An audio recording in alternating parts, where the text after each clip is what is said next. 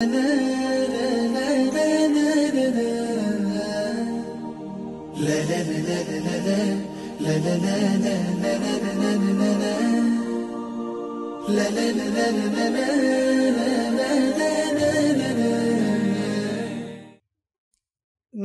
ونصلي على رسوله الكريم اما بعد قال النبي صلی اللہ علیہ وسلم البرکۃ مع اکابرکم او کما قال صلی اللہ علیہ وسلم۔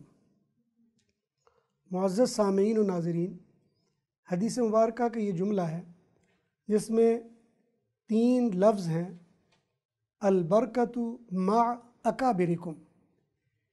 ان میں سے 2 لفظ وہ ہیں جو عام اردو میں ہم استعمال کرتے ہیں، عربی میں فارسی میں بھی استعمال کرتے ہیں۔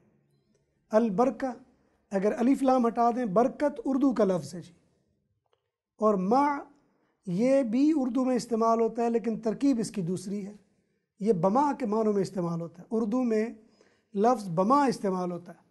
جب بھی آپ کے پاس کوئی دعوت نامہ پہنچتا ہے کسی شادی بیاہ کا، تو باہر لکھا ہوتا ہے فلاں صاحب بما اہل و عیال، تو یہ بما اصل میں غلط العام ہے۔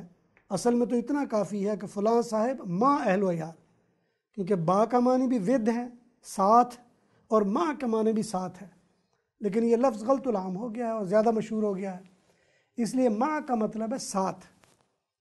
اور تیسرا لفظ ہے اکابر۔ اکابر اردو کا لفظ ہے، کبیر سے نکلا ہے، بڑوں کو کہا جاتا ہے۔ نبی اکرم صلی اللہ علیہ وسلم کے اس فرمان کا مقصد یہ ہے، فرمایا کہ برکت تمہارے بڑوں کے ساتھ ہے۔ مطلب اس کا یہ ہے کہ اگر آپ چاہو کہ ہماری زندگی میں برکت ہو، ہمارے عمل میں برکت ہو، ہمارے رہتل میں برکت ہو، ہمارے کردار میں برکت ہو، تو ضروری ہے کہ وہ ہمارے اکابر کے ساتھ ہو۔ آج کل کے جدید دور میں جو سب سے بڑا فتنہ پیدا ہو رہا ہے وہ یہ کہ ہم نے اکابر کے لیے اولڈ ہوم بنانے کا فیشن شروع کیا ہے۔ ہم یہ سمجھتے ہیں کہ اکابر کو اٹھا کر کہیں سائڈ پہ پھینک دینا چاہیے، کیونکہ یہ اکابر ہماری جدید اور نئی روشنی میں ہماری چونکہ موافقت نہیں کرتے، لہٰذا ان کو اٹھا کر باہر پھینک دینا چاہیے۔ لیکن میرے محترم، نبی اکرم صلی اللہ علیہ وسلم کے اس فرمان کا مقصد یہ ہے کہ البرکۃ مع اکابرکم، برکت تمہارے اکابر کے ساتھ ہے۔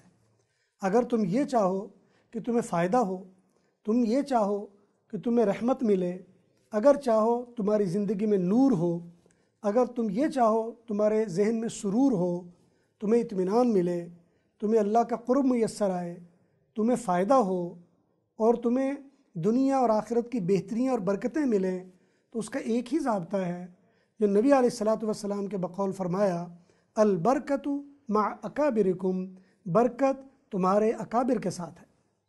اگر تم اپنے اکابر کو یہودیوں کی طرح اٹھا کر باہر پھینک دو گے، جیسا کہ آج کل عام دیکھنے میں آ رہا ہے، چھوٹی چھوٹی بات پر اپنے ماں، اپنے باپ، اپنے دادا، اپنی دادی، نانا، نانی، چچا، خالہ، ماموں، ان کی تضحیک اور ان کی توہین کر کر ایک سائڈ پہ کر دیا جاتا ہے، تو یہ یقیناً نبی اکرم صلی اللہ علیہ وسلم کے اس فرمان کی بہت سخت مخالفت ہے۔ اس سے ہمیں بچنا ہے۔ کوشش یہ کرنی ہے ہمارا معاملہ ہمارے اکابر کے ساتھ رہے، ہمارا دین وہ بھی ہمارے اکابر کے ساتھ رہے۔ ہم دیکھتے ہیں حضور اکرم صلی اللہ علیہ وسلم بھی تشریف لائے تو آپ نے اپنے دین کو نیا دین قرار نہیں دیا، بلکہ ابراہیم علیہ السلام کا ہی دین قرار دیا، اور یہ وہی دین قرار دیا جو آدم علیہ السلام جس کے شروع کرنے والے ہیں، اور محمد کریم اس کی تکمیل کرنے والے ہیں۔ یہ پورا ایک جمگٹھا ہے انبیاء کا جس کے اندر سے ہوتا ہوا آ رہا ہے۔ جتنی کتابیں نازل ہوئیں وہ ساری کتابیں اسی ایک دین کی ہی تشریح کرنے والی ہیں، کوئی ایسی کتاب نہیں جو کسی دوسری چیز کے بتانے والی ہو۔ حضور اکرم صلی اللہ علیہ وسلم جب تشریف لائے تو آپ نے لوگوں کو یہ نہیں کہا کہ بس جو بات میں نے کہی ہے یہ تم اپنے اپنے طور پر لے کر چلتے رہو، بلکہ فرمایا ید اللہ علی الجماع، اللہ کی برکت اور اللہ کا ہاتھ، اللہ کی نصرت یہ جماعت کے اوپر ہوگی۔ اور جماعت اجتماعیت کا نام ہے، مل کر رہنے کا نام ہے۔ انسانی فطرت ہے کہ وہ جدت کی طرف مائل ہوتا ہے، اور جدت انفرادیت کی طرف لے جاتی ہے۔ انفرادیت یہ اسلاف یا اکابر کے راستے سے دور کر دیتی ہے۔ اس لیے یہاں جدت نہیں، ذوق طبع کے لیے جدت کو سائنس میں استعمال کیا جائے۔ وہاں ضروری ہے کہ جدت پیدا کی جائے، وہاں ضروری ہے کہ نئے سے نئے بندہ انوویشن اس میں ڈالے، اور اس کے لیے سائنسی مضامین بے شمار ہیں۔ اس کے لیے بایولوجی ہے، اس کے لیے کیمسٹری ہے، اس کے لیے فزکس ہے، اس کے لیے کاسمولوجی ہے، اس کے لیے دوسرے بہت سارے علوم ہیں۔ آپ اس میں جدت لائیے، اس میں محنت کیجئے، آگے سے آگے بڑھ جائیے، اور اس میں کبھی بھی آپ کو پابندی نہیں لگائی جائے گی کہ جناب آپ نے زمین کا نقشہ بنا لیا ہے، خبردار اب اس سے اوپر جاؤ گے۔ یا یہ نہیں کہا جائے گا کہ جناب آپ نے سولر سسٹم کو اب چونکہ کیپچر کر لیا ہے، اب مزید آگے مت بڑھ جانا۔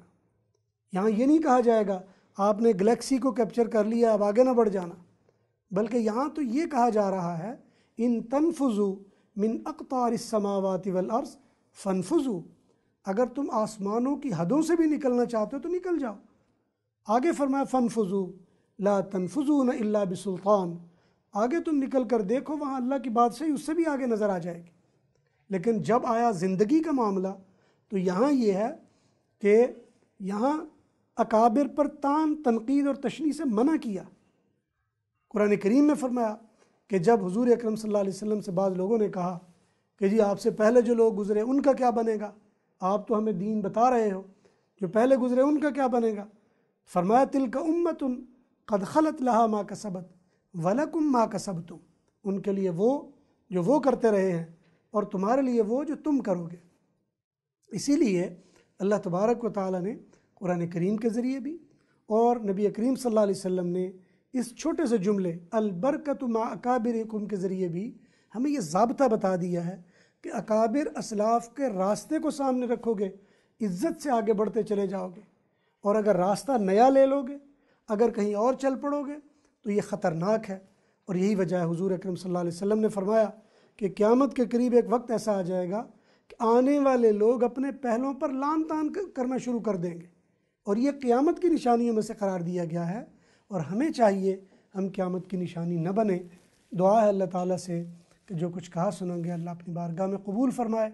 واقول قولی ھذا استغفر اللہ لی ولکم ولسائر المسلمين۔